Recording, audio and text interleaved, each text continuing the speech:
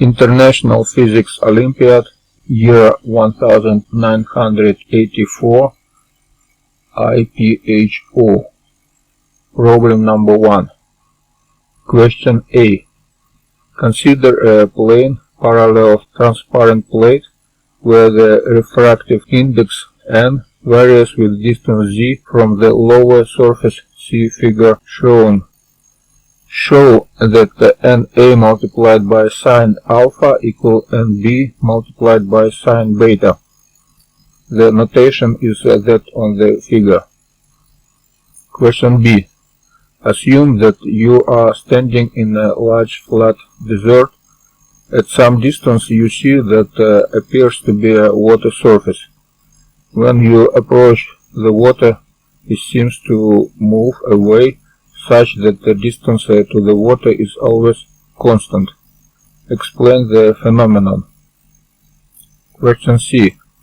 Compute the temperature of the air close to the ground in B, assuming that your eyes are located 1.6 meters above the ground and that the distance to the water is 250 meters. The refractive index of the air at 15 degrees Celsius are at normal air pressure 101.3 kilopascal is 1.000276. The temperature of the air more than 1 meter above the ground is assumed to be constant and equal to 30 degrees Celsius. The atmospheric pressure is assumed to be normal. The refractive index n is such that n-1 is proportional to the density of the air. Discuss the accuracy of your result.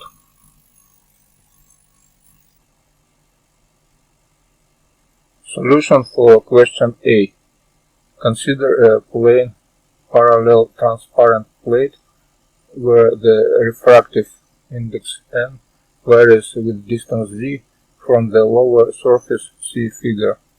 Show that NA sine alpha equal NB sine beta. The notation is that of the figure. According to Snell's law, we have for one surface between two layers is this formula. Now we can split our plate by infinitesimal layers with a constant coefficient of refraction, and for each border we can write Snell's law, which give us this sequence of equations. So finally we have then NA sine alpha equal NB sine beta, which is a solution for question A. Question B. Assume that you are standing in a large flat desert. At some distance you see that appears to be a water surface. When you approach the water, it seems to move away such that the distance to the water is always constant. Explain the phenomenon. Solution. The phenomenon is due to total reflection in a warm layer of air when beta equal 90 degrees. This gives us NA sine alpha equal NB. That was solution for question B. Solution for part C. Using information that n-1 proportional to density and density back proportional to temperature, we have n as a function of t equal 1 plus some kind of coefficient k divided by temperature in kelvins. Now, using information that for temperature 15 degrees Celsius we have coefficient of refraction n equal this one, so we can count that k equal n-1 multiplied by temperature, or 0.0795. So now we can use equation that N for 30 degrees multiplied by sine alpha equal N for temperature close to surface. We have sine alpha equal L over square root from L square plus H square. And now we have equation. This one, from which we can count what is the temperature near the surface. That will be this one. Here we use knowledge that H over L is very small. So it means that here we can use approximation and find finally that temperature T equal 328 kelvins or 55 degrees Celsius. This is the answer and the solution for question for part C. And here we solve all problem number 1. International Physics Olympiad year 1984 IPHO. Problem number 2. Cycling. In certain lakes there is a strange phenomenon called cycling, which is an oscillation of the water. Lakes in which you can see this phenomenon are normally long compared with the depth and also narrow. It is natural to see waves in the lake, but not something like the cycling, where the entire water volume oscillates like the coffee in a cup that you carry to a waiting guest. In order to create a model of the cycling, we look at water in a rectangular container. The length of the container is L and the depth of the water is H. Assume that the surface of the water to begin with makes a small angle with the horizontal. The cycling will then start, and we assume that the water surface continues to be plane but oscillates around an axis in a horizontal plane and located in the middle of the container. Create a model of the movement of the water and derive a formula for the oscillation period T. The starting conditions are given in figure above. Assume that C much less than H. The table below shows experimental oscillation periods for different water depths in two containers of different lengths. Check in some reasonable way how well the formula that you have derived agrees with the experimental data. Give your opinion on the quality of your model. The graph below shows results from measurements in Lake Vättern in Sweden. This lake has a length of 123 kilometers and a mean depth of 50 meters. What is the time scale in the graph? The water surface level in Bastudalen, north end of the Lake Vättern, and the Jönköping southern end. Solution for problem 2. In the coordinate system of the figure, where point 0, 0 right in the middle of this figure, we have for the center of mass coordinates of the two triangular parts of the water. For the right triangle we have x1 equal L over 3, y1 equal h over 2 plus c over 3, and for left triangle we have x2 equal negative 3 over 2 and y2 equal h over 2 minus c over 3. So for the entire the center of mass coordinates will then be x center of mass, it's xc over 6h, and y center of mass c square over 6h. Due to that the y component is quadratic in c, will be much smaller than the x component. The velocities of the water mass are this one, if we take first derivative by time from this first equation. And again, the vertical component is much smaller than the horizontal one. We now in our model neglect the vertical components. The total energy, kinetic plus potential, will be this one. For a harmonic oscillator we have this expression. Compare these two expressions, we can identify omega as square root from 12gh over L, or period t will be pi L over square root from 3gh. Our model gives a slight underestimation of the oscillation period. Applying our corrected model on the water data, we have that the oscillation period of the station is about 3 hours. Many other models are possible and give equivalent results. That was solution for problem number 2. International Physics Olympiad year 1984 IPHO.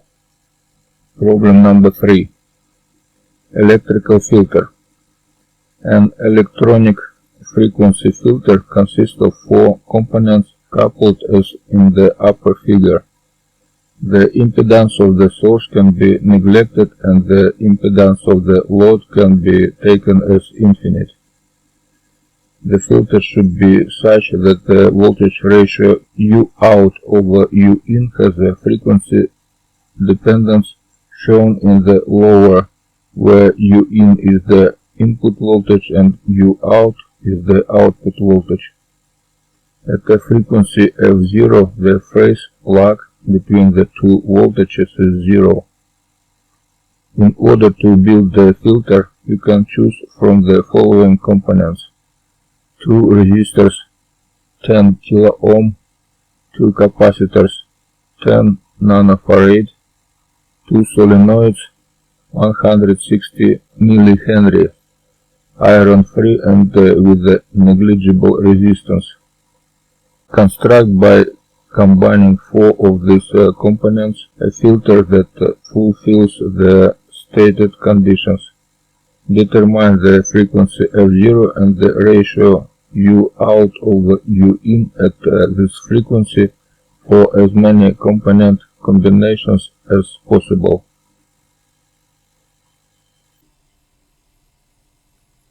Solution for problem number 3. If output disconnected, we have 4 different reactants connected like this.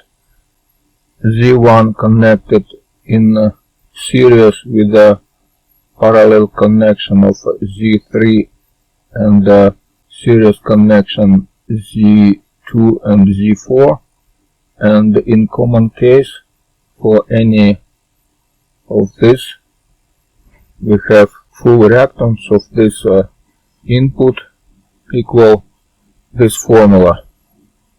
It means that total current will be this one, and if we want to analyze what happened to output potential difference, we need to figure what is the potential difference on reactance Z2. We can find it from formula I in equal I3 plus I2, where I3 is current through Z3 and I2 is current through Z2. This could be found from formula I2 equal I in multiplied by this coefficient. And finally we have formula that U2 equal this one. So we need to find configurations for which U2 equal 0 for 0 frequency or infinite frequency for this formula, which is quite complicated. So we need to analyze many different configurations. Altogether there will be 36 such configurations, but let's start with simple configurations like this one.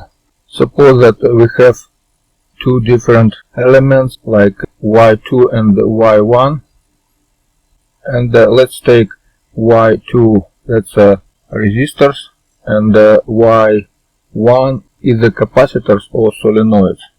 It doesn't matter if it's capacitor or solenoid because they react oppositely for high frequency and low frequency. We can just exchange them because capacitors have infinite resistance for zero frequency and zero resistance for high frequency, and solenoids behave opposite way. So it means that we can choose any of them.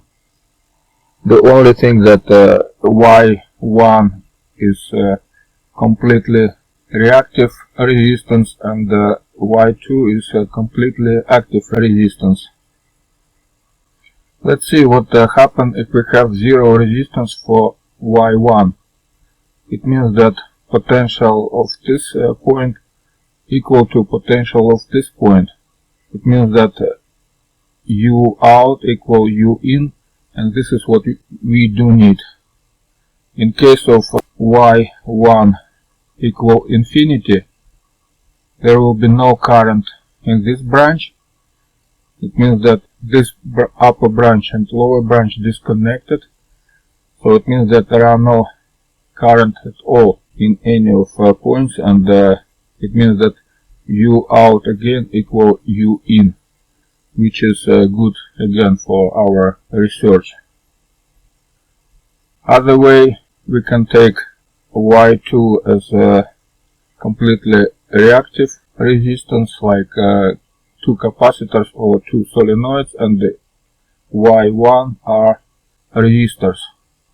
So in that case, for zero resistance for Y2, again we have connection between U this point and this point, and U out equal U in, and for infinite resistance there are no current through resistor Y1, and again we have connection of this point and this point through this resistance, and there are no current. So it means that again Uy equal U in. And the last case is when we have Y2 are solenoids and Y1 are capacitors or backward. In case of zero resistance for Y2 and the infinite resistance for I1, again we have U out equal U in, and backward for infinite resistance here we have zero current here, and zero resistance here we have again U out equal U in. So it means that all six possibilities are good for us in symmetrical cases. Let's count it mathematically what happened. Suppose that resistance for Y2 equal A and the resistance for Y1 equal B. So this formula became like this.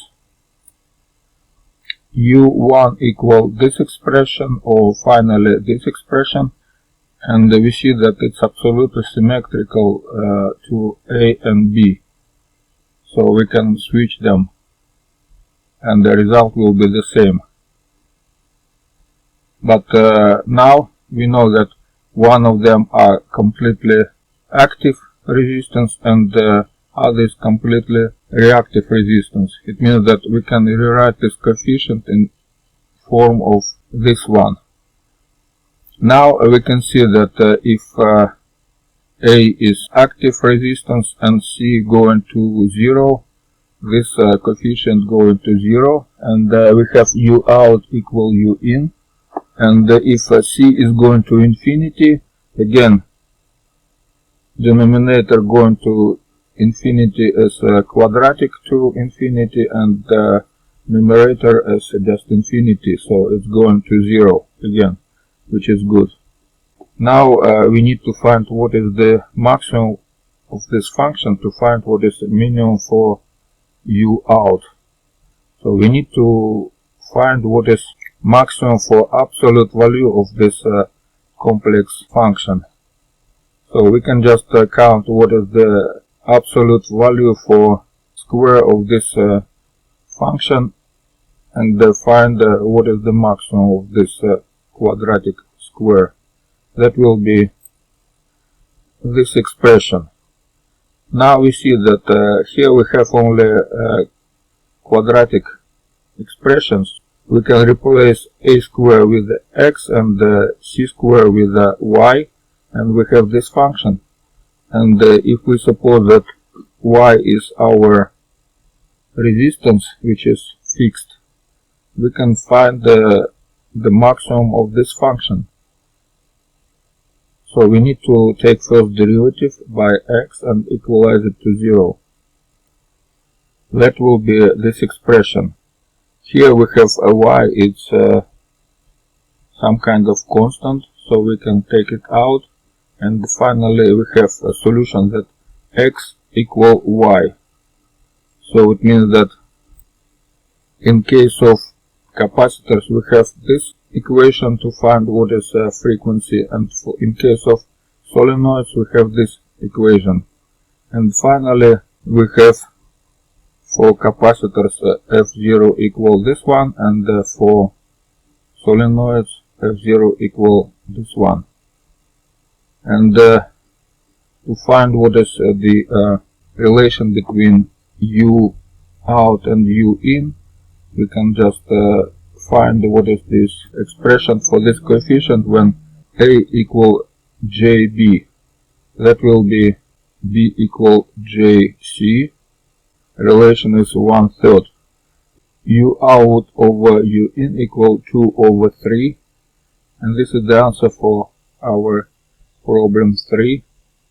And also we see that there are no phase shift between U out and U in. So this solution is for when Y2 are resistance and Y1 are either solenoids or capacitors. And also the same result will be when Y1 are resistors and Y2 either capacitors or solenoids. Let's check what happens when we have two solenoids and two capacitors. In that case we have the same formula, but now A and B are totally reactive.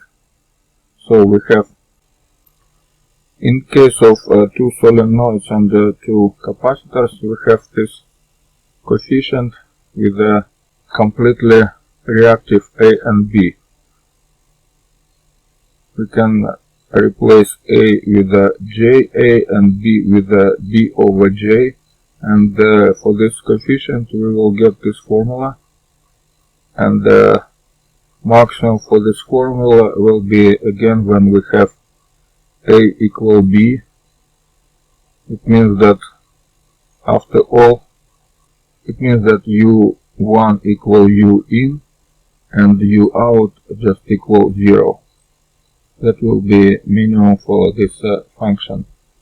And we can equalize A equal J omega 0 L, B equal 1 over J omega 0 C, and because A equal B we have this expression, and finally F0 equal this one. So that was solution for problem 3, where we examine 6 different connections. Other connections, when two of them have the same element, like two resistors or two capacitors or two solenoids, and two other are different, you can analyze yourself, taking in account that one of this resistance could have 0 resistance in one case and infinite resistance in other case. So that was a solution for problem number 3.